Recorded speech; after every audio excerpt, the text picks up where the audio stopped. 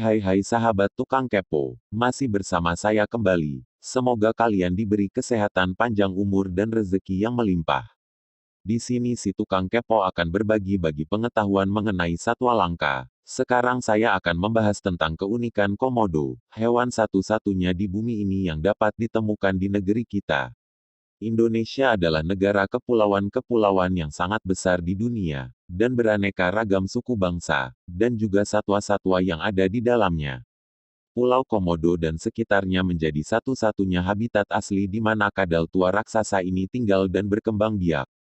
Terlepas dari keberadaannya yang cukup langka, komodo tetaplah hewan yang istimewa dan memiliki banyak fakta menarik yang jarang diketahui oleh banyak orang loh. Orang lokal mengenal mereka dengan nama ora, dan bukan berarti oranya orang Jawa. Kalau oranya orang Jawa itu artinya tidak, hehehe bercanda lo. Jadi si tukang kepo lagi bercanda biar nggak tegang. Komodo adalah hewan purba yang sudah ada sejak ratusan bahkan mungkin ribuan tahun yang lalu. Keberadaan komodo di Pulau Komodo sendiri baru diketahui oleh orang luar pada tahun 1912. Ketika seorang tentara Belanda bernama Letnan Banten Broke menembak mati satu komodo lain, dan mengirimkan kulitnya ke seorang peneliti bernama Peter Darwin untuk diteliti. Sementara kita menyebut hewan ini dengan nama komodo, penduduk asli pulau menyebut mereka dengan nama ora yang memiliki arti buaya darat.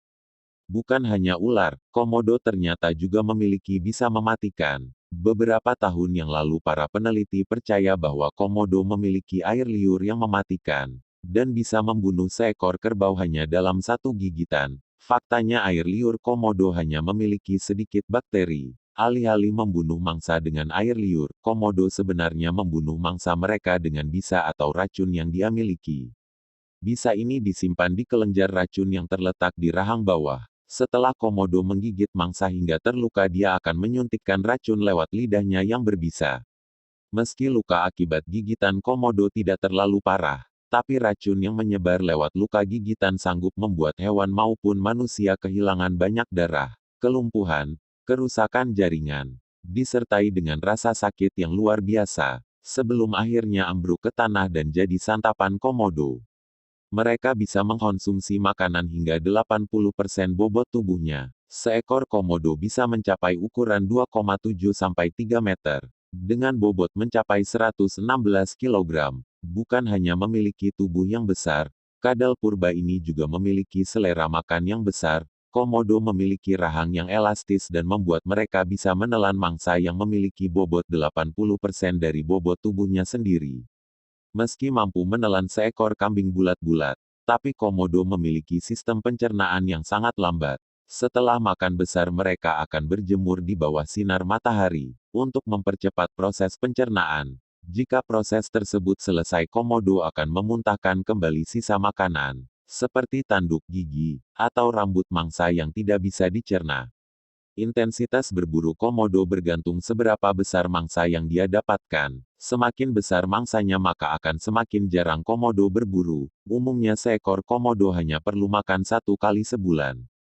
Saat lapar mereka bisa berubah jadi kanibal. Komodo adalah hewan pemakan daging alias karnivora. Bukan hanya memangsa hewan lain, komodo juga tidak segan membongkar makam manusia, dan memakan jenazah yang dikuburkan. Wah, ngeri sekali.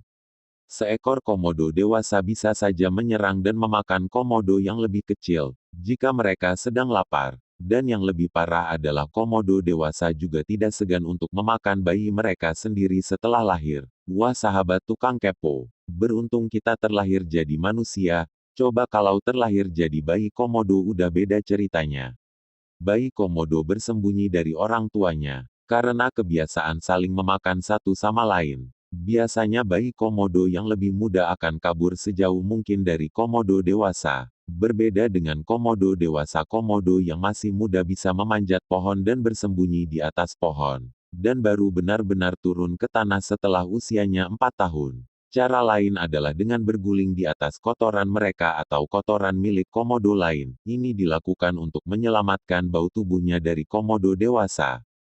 Komodo betina tidak membutuhkan komodo jantan untuk bisa berkembang biak. Berbeda dengan kebanyakan hewan lain, komodo betina tidak memerlukan komodo jantan untuk bisa bereproduksi. Komodo betina bisa tetap bertelur melalui proses partenogenesis di mana sel telur akan saling membuahi satu sama lain. Bukan hanya tidak memerlukan komodo jantan, beberapa komodo betina bahkan tidak pernah hidup bersama komodo jantan. Nah, itulah sahabat tukang kepo mengenai fakta unik seputar komodo, hewan yang dilindungi di Indonesia, negeri kita tercinta. Jangan lupa like, comment, and subscribe, agar sahabat tukang kepo tidak ketinggalan info-info selanjutnya.